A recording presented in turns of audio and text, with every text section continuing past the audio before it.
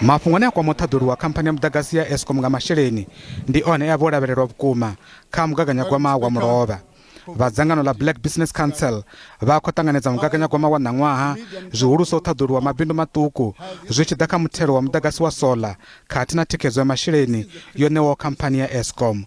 Fhedzi naho zwo ralo, dzangano iḽi ḽi khou amba uri a ḽo ngo farea zwavhuḓi na luthihi nge hu si ambiwe tshithu nga mafhungo ane a kwama mulayotibe wa marengele a zwithu nga muvhuso.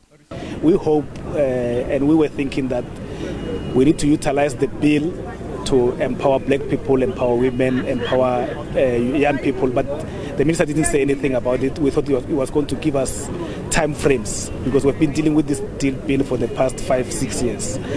That has been disappointing. Musi zwo ḓiralo vha tshiimiswa tshine tsha thusa mabindu maṱuku nga masheleni tsha Land vha ri mugaganyagwama wa ṋaṅwaha wo kona u bvisela khagala zwine muvhuso wa khou lingedza u ita zwone siani ḽa u ḓisa ndinganyelo. The minister recognizes that high debt and service costs means the government can't spend on meaningful growth. And heeding the adage that a nation cannot tax its way to prosperity, SMEs and entrepreneurs will be happy to see no major tax increases.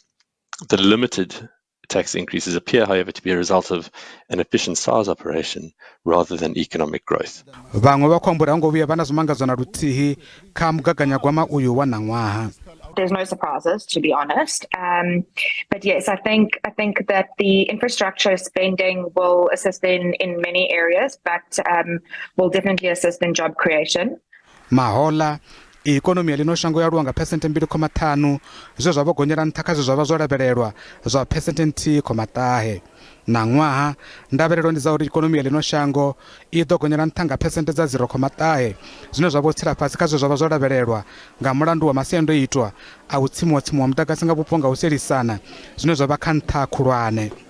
I think the fact that their forecast for this year economic growth is 0.9%, anytime you go below 1%, we're really concerned. And that's to the point, are we doing the right things to accelerate economic growth? We are certainly doing a bunch of the right things, but then load shedding almost undoes a lot of that effort.